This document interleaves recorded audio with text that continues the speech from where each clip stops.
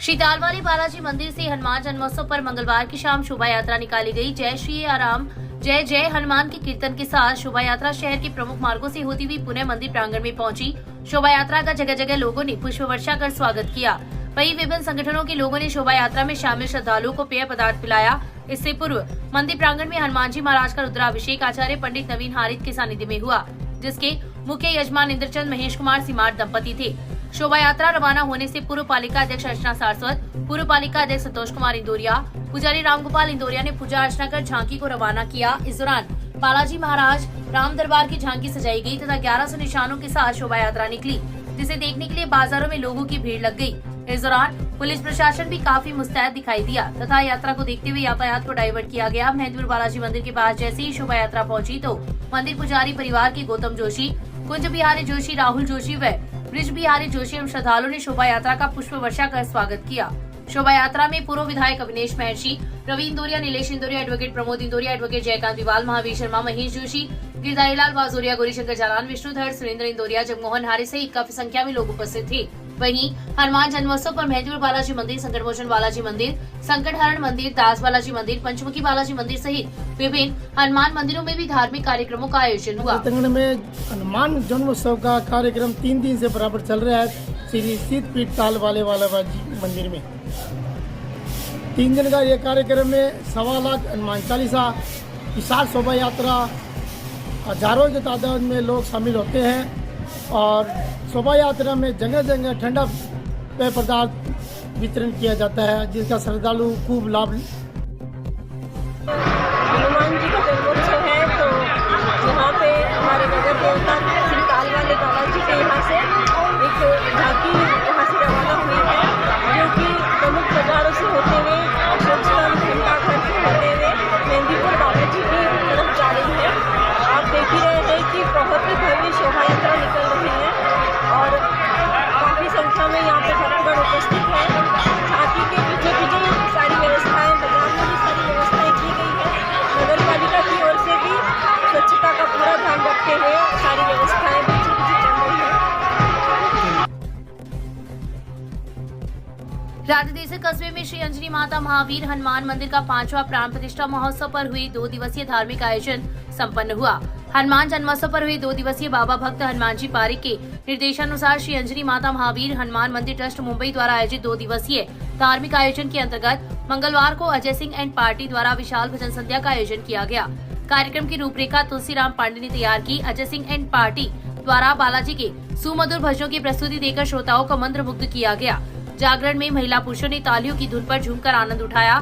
सुबह महावीर हनुमान की विशेष ज्योत तथा तुलसीराम पांडे द्वारा सामूहिक सुंदरकांड का पाठ का आयोजन किया गया। महाप्रसाद का आयोजन भी किया गया, जिसमें कस्बे की काफी संख्या में महिला पुरुष मौजूद रहे।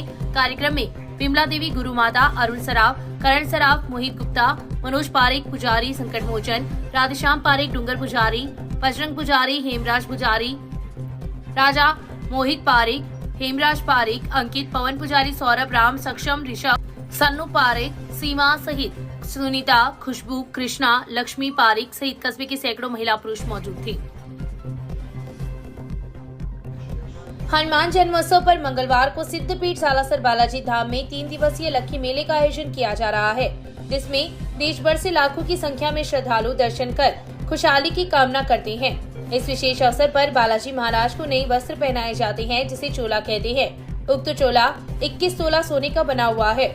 बाबा साल का सबसे पहला चोला होली पर्व पर पहनते हैं, दूसरा हनुमान जन्मोत्सव, तीसरा मंदिर के स्थापना दिवस पर, चौथा मोहनदास जी की श्राद्ध व 5वां दीपावली के दिन पहनते हैं। बालाजी के कई चोले हैं जिन्हें पुजारी परिवार बदल बदल कर पहनाते हैं। पुजारी परिवार ही इन चोलों को बनाता है। हनुमान जन्मोत्सव को लेकर पहले दिन रात को पुजारी सुविधा अनुसार मुकुट सहित नया चोला पहनाया। इससे पहले मूर्ति पर नए सिंदूर का लेप किया गया। बाबा की आंख, मूछ, दाढ़ी भी वापस नई उकेर कर हूबहू वही स्वरूप दिया गया। पुष्कर के स्पेशल फूलों से बाबा और दरबार का श्रृंगार भी किया गया है। कस्बे के मेहंदीपुर बालाजी धाम में भक्तों के द्वारा हनुमान जन्मोत्सव धूमधाम से मनाया गया। मंगलवार सुबह से ही मेहंदीपुर बालाजी के मंदिर में श्रद्धालुओं की भीड़ उमड़ पड़ी। भक्तों ने मंदिर पहुंचकर जय श्री राम और जय बालाजी के नारे लगाए।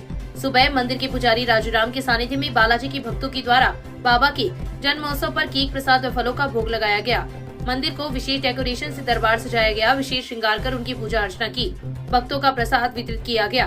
वहीं दोपहर को हवन का आयोजन किया गया, जिसमें भक्तों ने आहुति देकर खुशहाली की कामना की। भक्तों ने मंदिर में भजन कीर्तन किया। जन्मोत्सव की पूर्व संध्या पर मंदिर परिसर में सामूहिक सुंदरकांड पाठ का आयोजन किया गया। धार्मिक कार्यक्रम में सैकड़ों की संख्या में भक्तगण उपस्थित रहे। रतनगढ़ की एक ट्रांसफार्मर में स्पार्किंग से आग लग गई। आग के बाद ट्रांसफार्मर में तेज धमाकों की गूंज से अफरा तफरी मच गई तथा आसपास के लोग दहशत में आ गए। आग पर मिट्टी डालकर करीब आधे घंटे की मशक्कत के बाद काबू पाया गया। मामले के अनुसार रतनगढ़ की थर्ड टंकी के पास सड़क पर जोधपुर डिस्कॉम का ट्रांसफार्मर लगा हुआ है। ट्रांसफार्मर में आज अचानक चिंगारियां उठी और देखते ही देखते पूरे ट्रांसफार्मर को आग ने अपनी आगोश में ले लिया। आग लगने के बाद ट्रांसफार्मर में पटाखों की गूंज सुनाई देने लगी तो आसपास के व्यापारी दहशत में आ गए। घटना की सूचना जोधपुर डिस्कॉम एवं नगर पालिका की दमकल को दी गई, जिस पर कर्मचारी मौके पर पहुंची तथा आग पर मिट्टी डालकर काबू पाया। आग बुझने के बाद नगर पालिका की दमकल मौके पर पहुंची। इस दौरान लोगों की भीड़ लग गई। घटना में करीब 300 उपभोक्ताओं के घरों की बिजली आपूर्ति प्रभावित हुई, जिसे दुरुस्त करने में कर्मचारी जुटे हुए हैं। गांव बुधवाली के राजकीय उच्च माध्यमिक स्कूल में कार्यरत शिक्षक ने पुत्र के जन्मदिन पर 101 फलदार पौधों का वितरण मंगलवार को किया। शिक्षक प्रकाश चौधरी ने बताया कि स्कूल में कार्यरत शिक्षक धर्मवीर बिजारड़िया व उनकी पत्नी मनोज जानू ने उक्त पहल की है। गत दिनों स्कूल में हरित विद्यालय कार्यक्रम के अंतर्गत आए अंतर्राष्ट्रीय पर्यावरण पुरस्कार प्राप्त श्याम सुंदर जानी के कार्यों से प्रेरणा लेकर बिजारड़िया ने पर्यावरण संरक्षण के लिए यह पहल की है, जो अन्य लोगों के लिए भी प्रेरणा देगी। शादी के 13 साल तक ससुराल वालों का अत्याचार सहने के बाद जब बेटी के साथ 17 अप्रैल को परिजनों ने मारपीट की तो विवाहिता की ममता जाग उठी और घटना को लेकर पुलिस ने सोमवार की रात मुकदमा दर्ज करवाया है। पुलिस ने मामला दर्ज कर जांच शुरू कर दी है। पुलिस ने बताया कि तहसील के गांव कनवारी निवासी 30 वर्षीय संतोष कंवर ने अपने चाचा 58 वर्षीय भवानी सिंह के साथ थाने में उपस्थित होकर रिपोर्ट दी कि उसकी शादी को 13 साल हो गए। उसके ससुराल पक्ष के लोग आए दिन उसके साथ गाली गलौज व मारपीट करती हैं, लेकिन वह सब कुछ सहन करती है। पति घर खर्च के लिए रुपए भी नहीं देता। अब उसकी बेटी के साथ पति नरपत सिंह व उसके भांजे बीजू व अन्य से मिलकर मारपीट की। पुलिस ने विवाहिता की रिपोर्ट पर सास मूली देवी, जेठानी सुमन, जेठ पवर सिंह, नांदा बीजू व पति के खिलाफ मामला दर्ज कर जांच शुरू कर दी है। मामले की जांच हेड कांस्टेबल राजेंद्र सिंह कर रहे हैं। शहर के उतराता बाजार में घंटाघर के पास रतनगढ़ नागरिक परिषद कोलकाता द्वारा शोभा यात्रा में साथ चल रहे श्रद्धालुओं को नींबू पानी पिलाया गया। परिषद के स्थानीय पदाधिकारी कुलदीप चौधरी ने बताया कि इस दौरान करीब 1500 लोगों को नींबू पानी पिलाया गया है। इस अवसर पर परिषद के लूनकरण सुरेखा, पवन पोदार, बिशंबर सराफ, राजेंद्र चौधरी, ललित चौधरी, सुरेश मुरारका, प्रताप बोथरा, एडवोकेट रजनीकांत सोनी ने अपनी सेवाएं दी। इस मौके पर पालिका अध्यक्ष अर्चना सारस्वत, अशोक बाजोरिया, मंगतूराम चौधरी, अरुण रामगढ़िया, रौनक बाजोरिया, मनोज जोशी, श्याम सुंदर खेमका, आलोक अग्रवाल, संदीप गोटीवाला, कामेश चमड़िया, संजय चौधरी सहित काफी संख्या में लोग मौजूद थे। शुरू में होटल सन सिटी के ब्यूटी पार्लर में 24 वर्षीय युवती बुलबुल के शव मिलने की घटना के 3 दिन बाद कोई कार्रवाई नहीं होने पर आज चूरू की बाजार बंद रही। सनातन सुरक्षा फाउंडेशन के तत्वाधान में बंद का आह्वान किया गया था। बंद के चलते मुख्य बाजार, उतरादा बाजार, रामगढ़िया दरवाजा, जैन मार्केट, राम मंदिर मार्केट, शास्त्री मार्केट और रेलवे स्टेशन सहित कई बाजारों में दुकानें बंद रही। दूसरी ओर सनातन सुरक्षा फाउंडेशन और अन्य संगठनों के कार्यकर्ताओं ने मुख्य बाजार की गढ़चौराही पर विरोध प्रदर्शन कर जाम लगाकर वाहनों के पहिए रोक दिए। बंद और विरोध प्रदर्शन को देखते हुए डीएसपी सहित पुलिस का जाब्ता भी बाजारों में तैनात किया गया। गढ़चौराहे पर आरएसी भी तैनात की गई। धरने पर बैठे प्रतिनिधियों की मांग थी कि प्रकरण में दोषियों को गिरफ्तार कर निष्पक्ष जांच के साथ कड़ी कार्रवाई करे। शहर में संचालित कुछ होटल व कैफे में चल रही अनैतिक गतिविधियों पर पुलिस शीघ्र कार्रवाई करे। अनैतिक गतिविधियों का संचालन कर रहे होटलों पर बुलडोजर चलाया जाए। 20 अप्रैल 2024 को होटल सन सिटी में हुए प्रकरण की निष्पक्ष जांच कर दोषियों को फांसी की सजा दी जाए। उक्त मांगों को लेकर विरोध प्रदर्शन किया गया तथा मौके पर एसडीएम विजेंद्र सिंह व डीएसपी सुनील झाचड़िया के साथ प्रदर्शनकारियों की वार्ता हुई। वार्ता के बाद मांगों पर सहमति बनी, जिसके बाद जाम हटाया गया। धरने के बुद्धगिरी आश्रम के संत दिनेश गिरी ने भी संबोधित किया। उल्लेखनीय रहे कि गत शनिवार की रात को चूरू शहर की वार्ड संख्या 27 की 24 वर्षीय युवती बुलबुल का होटल सन सिटी के ब्यूटी पार्लर में फंदे से लटका हुआ शव मिला था। पुलिस ने रविवार को शव का पोस्टमार्टम करवाकर परिजनों को सुपुर्द कर दिया था। इस मामले में बुलबुल के परिजनों ने हत्या की आशंका और सुसाइड के लिए मजबूर करने का आरोप लगाया गया था, जिसके बाद पुलिस के द्वारा अरशद, अमजद और मुजफ्फर को राउंड अप किया गया था। इस मामले में हत्या या आत्महत्या की गुत्थी पुलिस के द्वारा नहीं सुलझाई गई और न ही आरोपियों की गिरफ्तारी दिखाई गई, जिसकी वजह से लोगों में आक्रोश देखा जा रहा था। शहर के मुमताज हॉस्पिटल के पास बहन बुलबुल रक्षक की सन सिटी होटल में एक ब्यूटी पार्लर में निर्मम तरीके से हत्या कर दी गई। इस हत्या में कुछ जो असुर शक्ति है उनका हाथ पाया गया है। हम सभी प्रशासन से मांग कर रहे हैं कि उन दोषियों को जल्द से जल्द पकड़ करके फांसी के तख्ते पर लटकाने का प्रबंध किया जाए। इस मांग के साथ हम चूरू के व्यापारी गणों से और जो सर्व हिंदू समाज से अपील किए थे कि आज व्यापार मंडल और चूरू का बाज़ार बंद किया जाए, और व्यापार मंडल ने हमारी जो मांग है वो हमारा आह्वान है स्वीकार करते हुए स्वतः ही बाज़ार बंद किया है। हमारी यही मांग है कि बुलबुल के जो दोषी हैं, हत्या के दोषी हैं, उनको जल्द से जल्द पकड़ करके फांसी के फंदे पर लटकाया जाए। पुलिस ने इस संबंध में क्या कहा? चूरू पुलिस की संदिग्ध कार्य प्रणाली के चलते आज यहाँ पर सर्व हिंदू समाज को बैठना पड़ा है। सुबह उन आरोपियों को डिटेन किया जाता है और शाम को छोड़ दिया जाता है। ऐसा हमको सुनने में भी आया है और देखने में भी आया है और कुछ लोगों द्वारा बताया भी जा रहा है। और इस सभी घटनाक्रम में पुलिस की कार्य प्रणाली संदिग्ध है। इसी के लिए आज हम यहाँ पर इकट्ठा हुए हैं, उसे न्याय दिलाने के लिए। अभी आपका प्रदर्शन कब तक चलेगा? क्या मांग है अभी? क्या प्रशासन हमारी आएगा? मांग सिर्फ यही है कि बहन बुलबुल रक्षक के हत्यारों को फांसी की सज़ा हो। और दूसरी मांग यह है कि रेलवे स्टेशन के आसपास जितने भी होटल व कैफ़े हैं जिसमें अनैतिक गतिविधियां चलती है, हिंदू बहनों को बहला फुसलाकर एक समाज विशेष के लड़कों द्वारा प्रायोजित ढंग से जो देश शोषण के कार्य में धकेला जा रहा है, यह बंद होना चाहिए। गैर जो कानूनी से जो कैफ़े चल रहे हैं, होटल चल रहे हैं, उन पर ताला जड़ना चाहिए। इन दो मांगों के साथ हम यहाँ पर आज आए हुए हैं। सनातन सुरक्षा फाउंडेशन इस कार्यक्रम की जो है अध्यक्षता कर रहा है। उनके दिशा निर्देश में यह कार्यक्रम हो रहा है। अभी कुछ ही देर में दिनेश गिरी जी महाराज है, बुद्धगिरी मठ के महंत हैं, वह भी आ रहे हैं और इस आंदोलन को अपना समर्थन देंगे।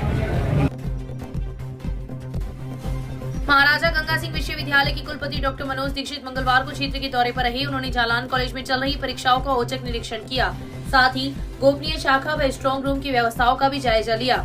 केंद्र अधीक्षक कल्याण सिंह चारण ने बताया कि कुलपति ने व्यवस्थाओं की सराहना की। इस अवसर पर समाजशास्त्र विभाग अध्यक्ष डॉक्टर सुशील त्यागी ने RSK UGC care listed journal की प्रति कुलपति को भेंट की। त्यागी ने बताया कि राशियों के तत्वाधान एवं कुलपति डॉक्टर दीक्षित के सानिध्य में कॉलेज परिसर में पक्षियों के लिए परेंडे भी लगाए गए। इस अवसर पर doctor KC Joshi, professor Sunil Poonia, professor Parmeshwar Maheshi, professor Manisha, doctor Shyam Sundar Pareek, professor Shailesh Kumar, doctor Mariyam Bano सहित कई लोग उपस्थित थे।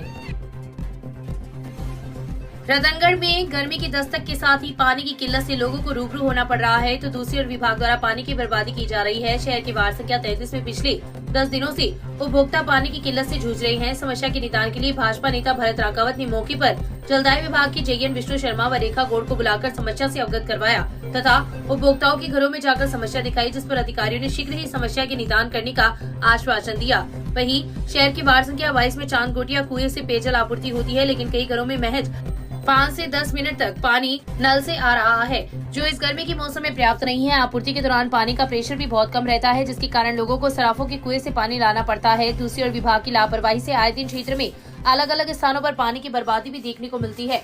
शहर की टीबरा वेल पर पानी के भंडारण के लिए बनाया गया कोठा ओवरफ्लो हो गया तथा 2 घंटे तक पानी सड़क पर व्यर्थ बहता रहा, जो विभाग की लापरवाही को दर्शाता है। वहीं आज भरवाना ताल के पास बने ट्यूबवेल के पाइप में लीकेज होने के कारण पानी व्यर्थ बह रहा था। वार्ड 33 के अंतर्गत 10 दिनों से पानी पीने की व्यवस्था एकदम बिगड़ी हुई है। घरों में सप्लाई एकदम नए के बराबर थी। तो मैंने अधिकारियों को बुलवाया जलदाय विभाग के, और उनको वहाँ पर जो जितने भी घर थे उन घरों में पेयजल समस्या जो थी उसकी सप्लाई वगैरह चेक करवाई। तो वहाँ पे उन्होंने पाया कि पानी वाकई में जल संकट गहरा हुआ है। तो उस संबंध में उन्होंने आश्वासन दिया है कि 3 दिनों के अंदर पेयजल व्यवस्था दुरुस्त करके और सभी घरों में पानी सप्लाई सुचारू रूप से शुरू कर दी जाएगी। ये समस्या इस बार गर्मी में आई है या इससे पूर्व भी थी? ये लगभग हर गर्मी में आती है। इसलिए संदर्भ में हम टैंकर की व्यवस्था भी करवाते हैं जलदाय विभाग की तरफ से और चलवाते हैं हमारे वार्ड के अंदर। और इस बार भी अभी तक टैंकर तो स्टार्ट किए नहीं है और अधिकारियों ने मौका देके और आश्वासन दे दिया है।